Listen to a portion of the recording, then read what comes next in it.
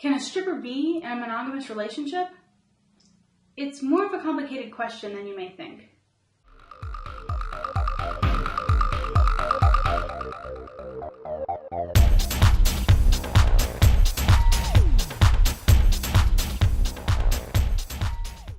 No matter how many times I or anyone else say it, many customers and commenters on this YouTube think that all strippers are single. They're not. Strippers are necessarily attractive, employed, smart enough to be good at sales, and sensual. Of course they're not all single.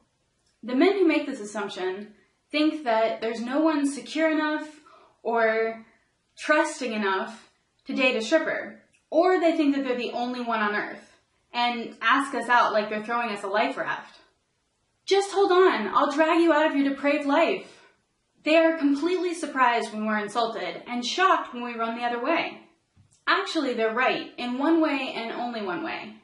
Secure partners are hard to find. I haven't myself had any problems with partners getting angry with me about my job or weaponizing it in a fight, but I'm a rare case. This doesn't mean that I haven't had to make some pretty hard decisions at the beginning of relationships, either because I discovered that my partner was fetishizing what I do, or because they didn't like it at all. Either one is a deal breaker for me. The only person who I ever dealt with getting mad at me over stripping was someone who I had dated and stopped dating long before I ever walked into a strip club. And the miserable relationship that he and I had made me very sure that I didn't want to date anyone like him ever again. My experience is pretty rare though. Lots of people that I know have had partners that have used their dancing as an excuse for all kinds of dreadful behavior, for cheating, for lying, even for being straight up physically abusive. I've had to go pick up a friend in that situation more than once. Their partners weren't bad partners because they were dancing. They were the kind of people who would have had a problem with them going out and having friends or going anywhere and not telling them. They used the dancing as an excuse. This was the case with my ex, who freaked out about me dancing even though we were no longer together. He found plenty of ways to control me without dancing being involved. In this case, as in many others that I've seen, it's not the dancing that's the problem, it's the partner going and looking for problems. The realities of adult dating is that there is no one-size-fits-all. Everyone in the relationship gets to decide where their boundaries are, and part of dating is deciding whether or not your boundaries click. Hopefully the really early part of dating. It's up to each person to decide if the person they're interested in has the same boundaries as them, if they feel comfortable with who they are, if they know that they're not okay with a person's politics, job, pets, family, whatever. It's up to them to end the relationship.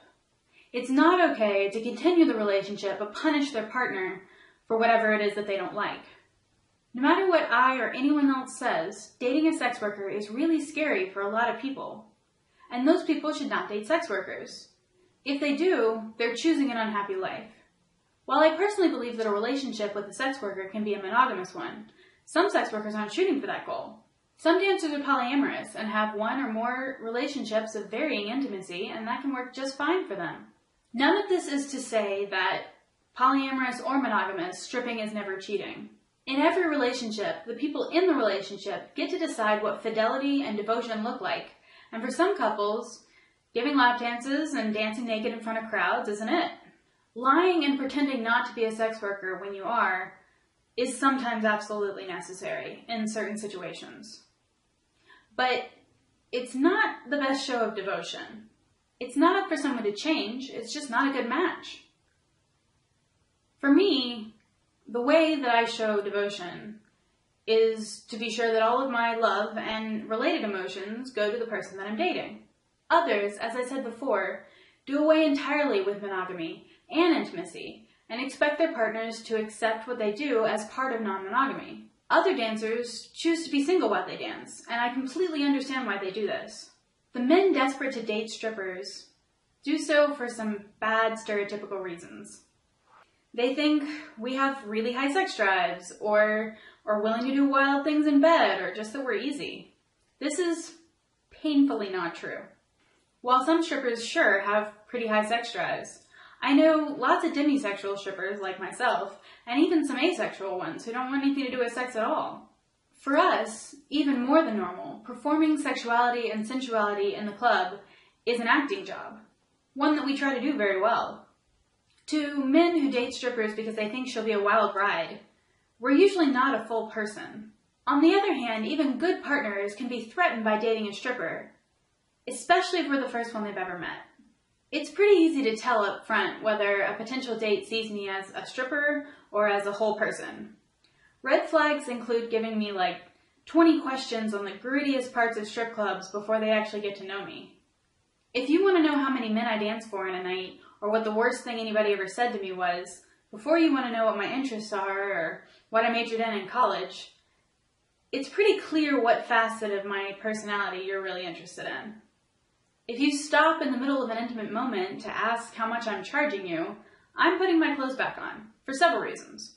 First, as much as my job may turn you on, thinking about work is a turnoff for me. And second, it shows to me that in the back of your head, you're thinking about me as a sex worker when you should be thinking about me as myself.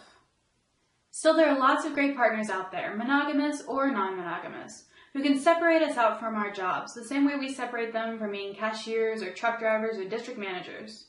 Those people are golden, and I wish one for every stripper that wants one. Relationships are complicated, even in the easiest scenarios. But if you're stuck in a relationship with somebody who despises you for the work you do, don't settle. You deserve someone who loves you for you. Not because of the work you do, and not despite it, but because of who you are and who you are together. There was an excellent comment on the racism video that I posted a couple weeks ago. One of my commenters is white and said that he felt like his preference for other white people was not racism. This is ridiculous. And despite all my efforts to try to convince him otherwise, it was another commenter who really said it best. Jenna Cabell said, "That's like textbook racism? Black doesn't come in one shade or with only certain types of features. Stating their skin is not attractive stating that people are not attractive because of their skin is racist. You don't have to agree. LMAO, most racists don't go around claiming or believing they are while doing racist things. But let me tell you, white person, you are being racist." Smiley face.